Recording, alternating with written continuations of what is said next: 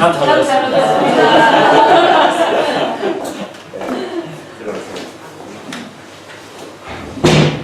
계속해서 우리 사무엘상 말씀을 함께 나누고 있습니다. 삶을 살아가다 보면 어쩔 수 없는 상황들이 벌어집니다. 부득이한 일이라고 그러죠. 부득이한 일. 말이 참 어려운 말입니다.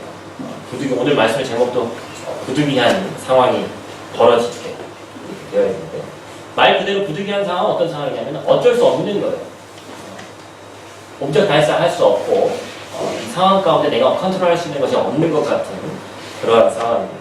사자성어로는 진퇴양난이라고 할 수 있고 고립무원이라고 할 수 있는 그런 상황이죠.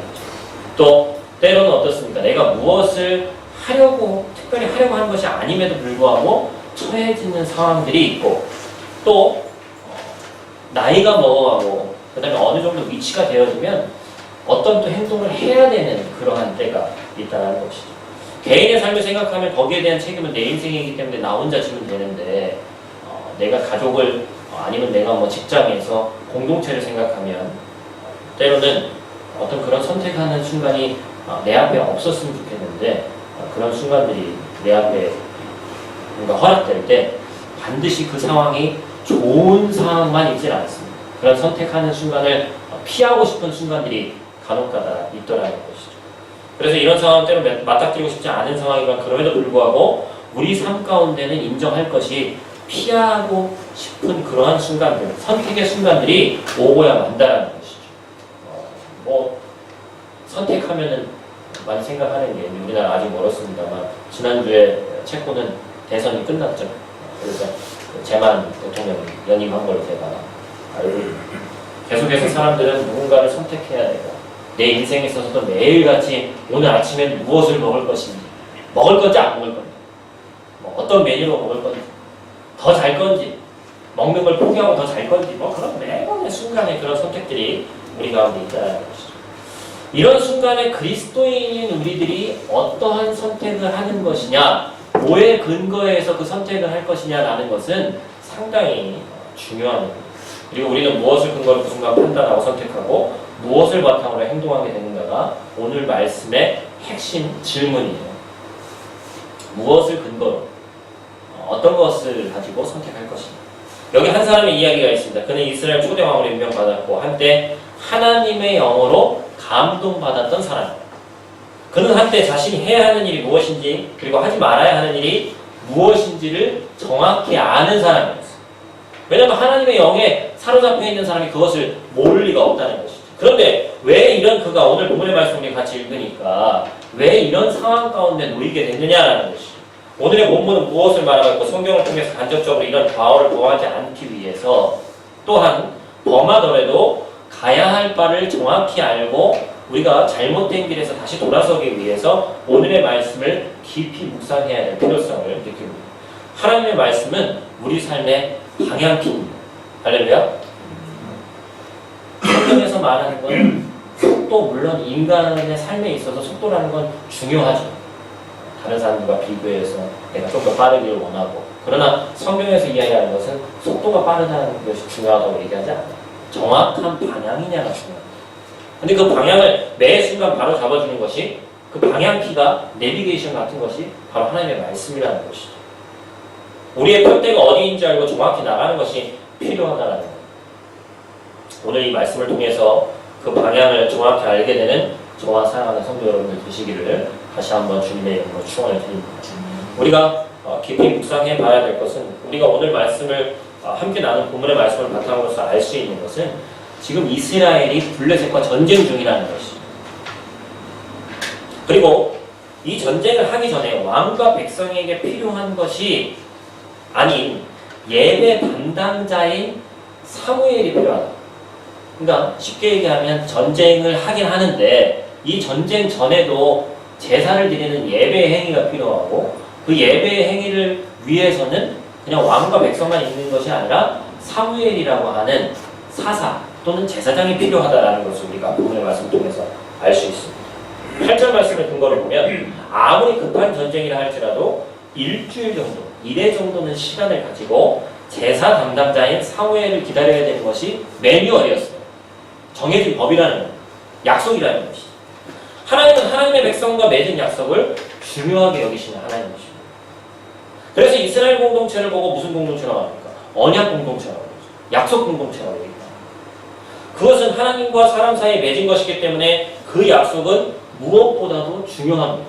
사람과 사람 사이에도 신의가 있기 때문에 어떤 약속을 하면 너무나도 중요한 것이죠. 그러나 하나님과 사람 사이에 맺은 언약은 그 대상이 하나님이기 때문에 그것은 약속, 언약이라는 이름 외에도 신뢰, 다른 말로 하면 뭡니까?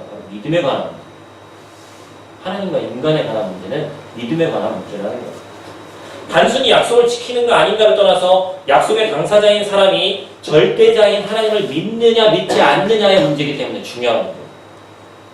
오늘의 본문은 사실 사울의 입장에서는 억울할 수 있는 본문이에요. 여러분들이 큐티 하신 분들은 이 내용과 앞뒤 전후 이 문맥을 좀 알아서 스토리를 알 수 있겠습니다만 상당히 사울 입장에서는 억울한 본문이라는 것이죠. 또한 성경에서 그리는 상황은 사울이라는 이 왕이 상습적으로 하나님의 말씀을 어기고 이런 행동을 했느냐 그렇게 그리고 있지 않습니다. 이번의 약속은 뭐라고 표현하고 있어요? 부득이한 상황이라고 이야기합니다. 말 그대로 부득이한 것은 상습적인 것이 아니기에 한 번 정도 이해해주고 넘어가면 이런 것도 이해해주시는구나 하고 감동받고 더 좋은 상황으로 변할 수도 있는 상황입니다. 그러나 이것은 작은 문제가 아니었다는 것이죠. 왜 그렇습니까? 하나님과 사람 사이의 문제, 즉 믿음에 관한 문제이기 때문에. 옛말에 어떤 말이 있습니까?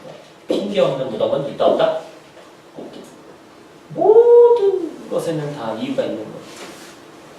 변명을 들어보면 모든 일은 사실 원래 그러려고 한 사람은 아무도 없습니다. 아주 부득이하게 일어날 수밖에 없는 상황 가운데 일어나는 일들이 태만이라는 것이죠. 사람이 죄를 짓는 것도 마찬가지입니다. 모든 범죄에도 다 이유가 있습니다. 제가 참 좋은 예는 아닙니다만 법정에서 요즘에 그런 거 많죠. 술 많이 먹어가지고 심신미약 그래가지고 제가 볼 때는 다 인지하고 나쁜 짓을 다 했는데도 그 심신미약에서 정상적인 판단이 안 됐다는 이유 하나만으로 형량이 깎여요. 말도 안 되는 일이죠.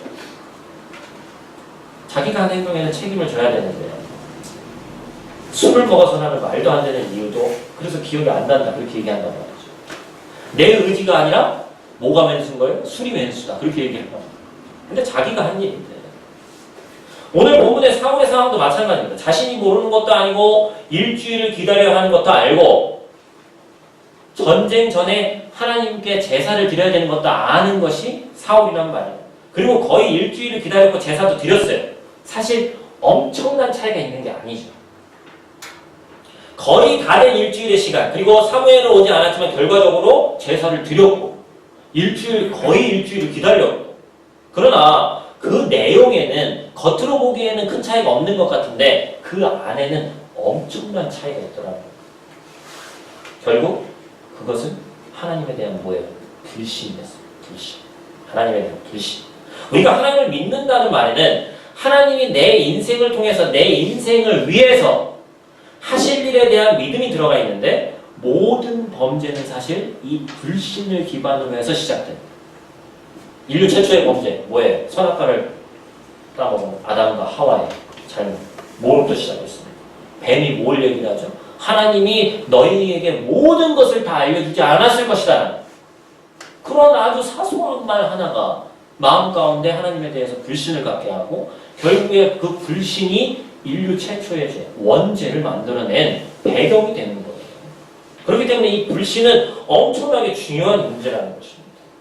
즉 하나님에 대해서 전적으로 신뢰하지 못하기 때문에 다시 말해서 적당히 신뢰하기 때문에 일어나는 일기라는 것이죠. 본문을 조금 더 살펴보면 도대체 사울에게 일어난 부득이한 상황, 도대체 하나님의 영에 이 사로잡혀 있었던 사울이라는 사람이 어떻게 이 부득이한 상황 가운데 놓여져서 이런 선택을 하고 말았나. 참 너무나도 안타까운 일인데 우리가 좀 자세히 보기로 11절 말씀이죠. 11절 말씀 한번 다시 한번 읽어볼까요?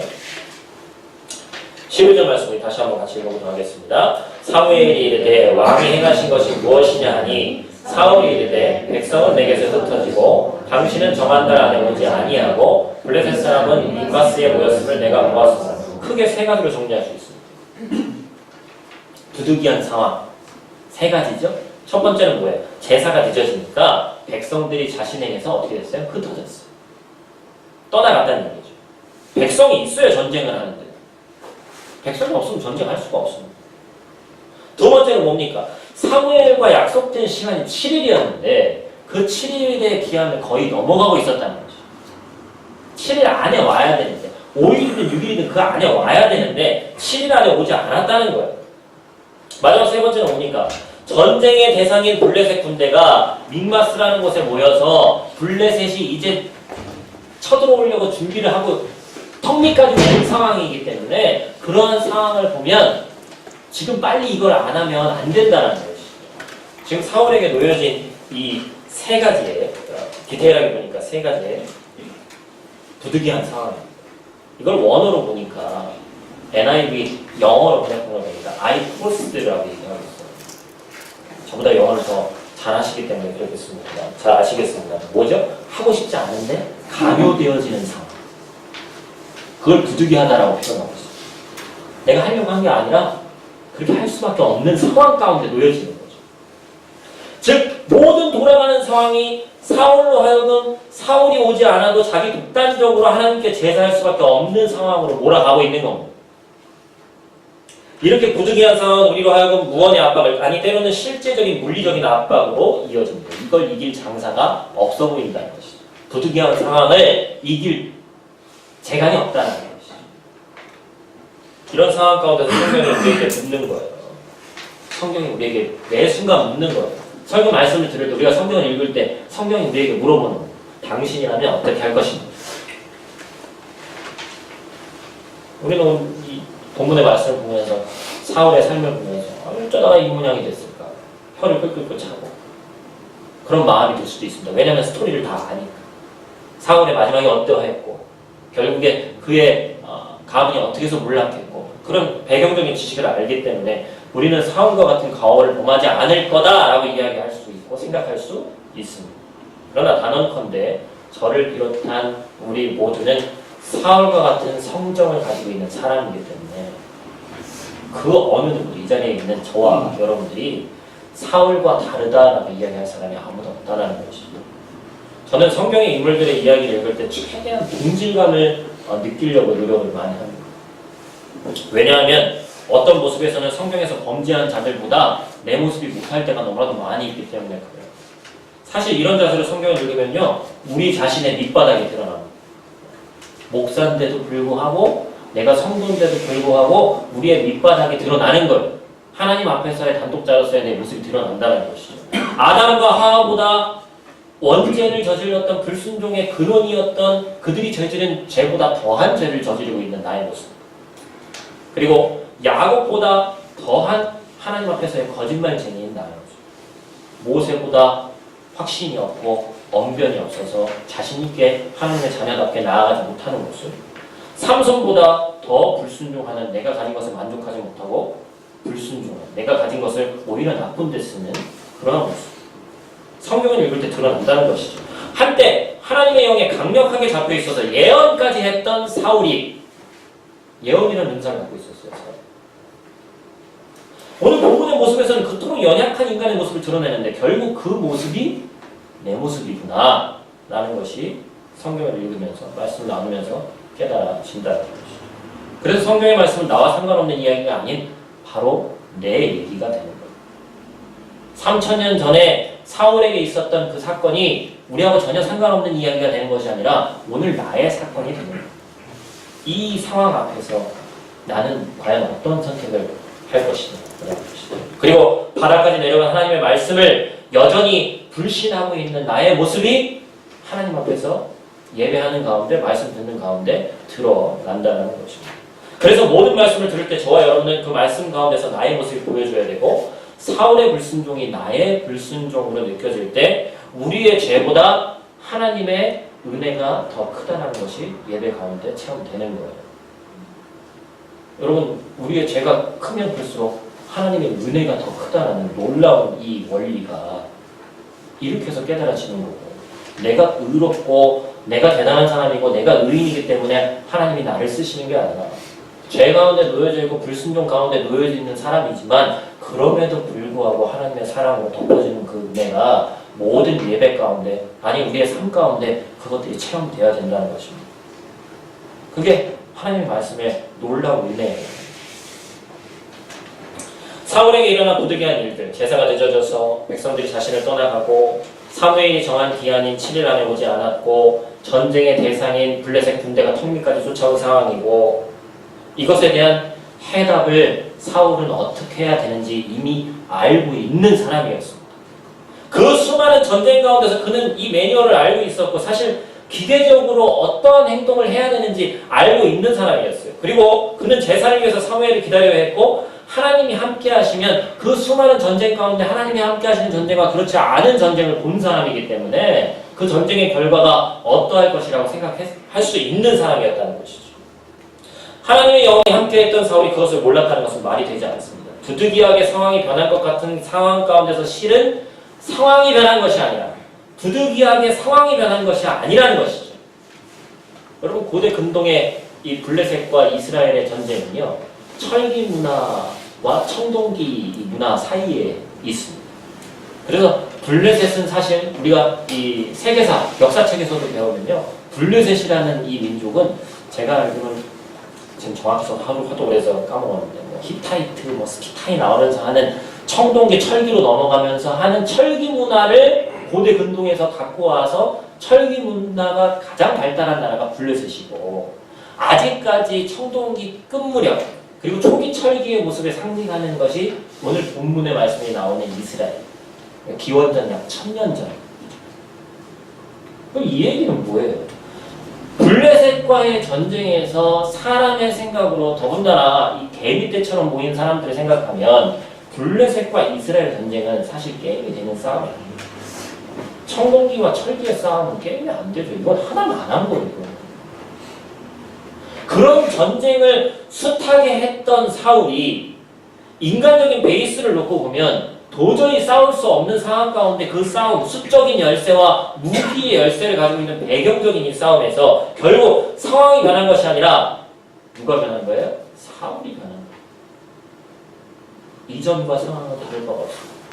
전력은 여전히 열세고 청동기와 철기의 싸움에서 여전히 청동기가 질 수밖에 없고 이스라엘과 블레셋 싸움에서 인간 대 인간으로 붙으면 이스라엘은 이길 수 없다는 게 결론이 사울이 그것을 모르지 않았다는 것이죠. 다시 말해서 반복되는 싸움 속에서 하나님에 대한 신뢰가 습관적으로 변해갔고 하나님께 드려지는 제사가 예배가 그 형식만 남아서 본질이 빠져있음을 우리가 알 수 있습니다. 결국 사울이 걱정했던 일, 7일이 넘도록 사무엘이 오지 않으면 어떻게 하는가 하는 걱정 가운데서 결국 사무엘은 오늘 본문 말씀 보니까 7일 내에 왔고 오지 않을까 걱정했는데 결국엔 왔어요. 그리고 그 전쟁 가운데서도 여전히 하나님은 함께 계셨고 사울은 이 테스트에서 통과하지 못하고 결국에 하나님 마음에 합한 자가 되지 못하고 버려짐을 당하고 맙니다.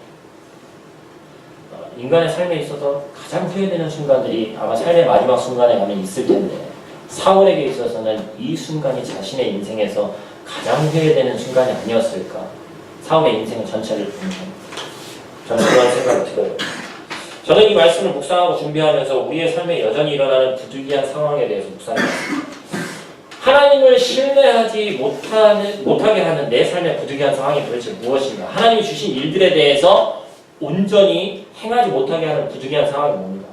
내가 지금 당장 하나님 앞에 나아가야 되는데 그것을 나아가지 못하게 하는 결단하고 끊어야 되는 악한 일들 가운데 그것을 끊지 못하는 부득이한 상황들이 내 앞에 높은 산처럼 놓여져 있는 것들이 있다라는 것이죠. 하나님의 자녀로서 누군가를 미워하면 안 되는 것도 알고 하나님의 말씀을 더 가까이 하는 것도 알고 하나님의 자녀답게 행해야 하는 많은 것이 있음에도 불구하고 나는 왜 여전히 부득이한 상황 가운데 놓여져서 살고 있는가? 왜 매번 사울처럼 후회되는 인생을 살고 있는가 하는 문제. 도대체 무엇이 문제냐는 것이죠. 3000년 전에 있었던 사울에게 있었던 그 문제가 왜 동일하게 오늘날에게 나에게도 이게 해결이 안 되고 동일하게 문제로 남아있는 것인가? 여기에 대한 결론이 오늘 말씀에 정확히 이거다라고 쓰여져 있지 않습니다. 그 해답을 저와 여러분들이 찾아야 돼요. 많은 결론이 있을 수 있겠습니다만 제가 본문의 말씀을 준비하면서 기도하던 중에 내린 결론은 바로 이겁니다. 우리 함께 찾아 읽어보기를 원하는데요. 잠언 3장 6절 말씀이죠. 잠언 3장 6절 말씀 한번 읽어보겠습니다. 같이 읽습니다. 너는 범사의 그를 인정하라. 그리하면 내 길을 지도하시리. 간단한 원리입니다. 부득이한 일, 피치 못한 일들의 특징은 매 순간이라기보다는 항상이라기보다는 어떤 특정된 순간입니다. 매일같이 일어난다기보다는 부득이한 일이라는 것은 매번 부득이한 일이 일어나면 인간은 살아갈 수가 없습니다. 매 순간 압박으로 다가오는 것이 아니라 그렇게 우리에게 결정의 순간이 딱 하고 나타날 때가 있다는 것이죠. 제가 운동은 좋아합니다만 요즘 이 운동에 대한 열정이 많이 좀 식은 것도 사실인데 해외에 와가지고 운동도 더 열심히 하고 해야 되는데 옛날에는 축구도 막 너무 좋아하고 그래가지고 21살, 2살 때 군대에 있을 때는 밤샘 근무를 하고도 잠도 안 자고 축구할 정도의 열정이 있었는데 사실 지금은 그렇게 없어요. 얼마 전에 이 시간대가 그래도 호주니까 그래도 이제 우리나라랑 또 맞고 여기도 좀 맞아서 호주 오픈인가요? 그죠? 정연. 응? 우리나라에서 그 메이저 테니스 뭐 잘 모르는 분들은 아무 관심 없겠습니다만 거의 뭐 우리나라 축구가 거의 4강에 간 거만큼 대단한 일이죠. 우리나라 한국 사람이 메이저 4강에 갔다. 그리고 앞으로는 이 세계 랭킹 뭐 탑10 안에 들어갈 것이다. 이렇게 하니까 뭐 전 테니스 완전 문외한인데 그럼에도 불구하고 기분이 좋아. 그런 운동선수들이 여러분들 운동을 할 때 그 페더러하고 제가 정연하고 이게 하는 걸 보니까요. 페더러는 페더러더라고요. 네? 발음이 좀 그러네. 페더러는 페더러다. 페더러는 이 테니스의 황제라고 불리는 사람인데 치는 것 자체가 차원이 다릅니다. 근데 여러분 그게 뭐 발리라고도 하고 뭐 리턴 하면서 하는데 그 사람들이 매 순간마다 그 0.0몇 초 되는데 생각을 하면서 이번에는 저쪽에다 찌르고 해가지고 다 그게 될까요? 그 테니스 황제라고 불리는 페더러도 그게 안 되죠. 그때 발휘되는 게 뭡니까? 스포츠, 이 선수들의 동물적인 감각이죠. 본능입니다. 여기 오는 거를 내가 이렇게 해서 멋있게 쳐가지고 어떤 포즈를 해야지 이런 생각이 들지 않는 거예요. 그냥 내가 그동안 해왔던 것이 있기 때문에 말하지 않고 생각하지 않아서 내 몸이 먼저 반응하는 거예요. 그래서 오히려 생각보다 몸이 더 빨리 움직이는 거예요. 본능적으로 움직이는 거예요. 저는 거기에 답이 있다고 생각해요. 하나님의 자녀로서 우리가 살아가는데 우리의 본능이 우리의 모든 것이 어디에 초점이 맞춰져 있느냐가 중요하다는 것이죠. 우리가 범사의 그를 인정하라는 얘기는 뭡니까? 범사라는 얘기는 모든 순간이라는 얘기죠. 부득이한 상황과 완전히 180도 다른 반대되는 말이 범사입니다. 부득이한 어떤 특별한 일이 아니라 상황이 아니라 범사, 즉 모든 일이에요. 하나님의 백성이 취사 선택해서 하나님을 내 필요에 의해서 끌어다 쓰는 것이 아니라 내 삶의 모든 것을 하나님이 주관하시고 하나님에게 초점이 맞춰져 있어서 내 본능조차 하나님이 주관하게 하시는 거예요. 이것이 우리에게 필요하다. 매일같이 하나님을 찾는 사람의 입에서 모든 순간에 우리가 어렸을 때 저도 뭐 교회에서 살아가다 보면 신앙의 열정이 높은 분들이 물론 그런 모습이 좀 일부러 하는 것처럼 느껴져서 좀 그럴 때도 있습니다만 무슨 일만 있으면 그분들이 뭘 찾죠? 주여, 아버지. 근데 여러분 세상 사람들은 어떻습니까? 엄마 아빠 참 엄마 아빠 이러잖아요, 그죠? 이게 나쁘다는 얘기가 아니에요. 내가 그 본능적인 순간에 인식하지 못하는 순간에 무엇이 찾아지느냐?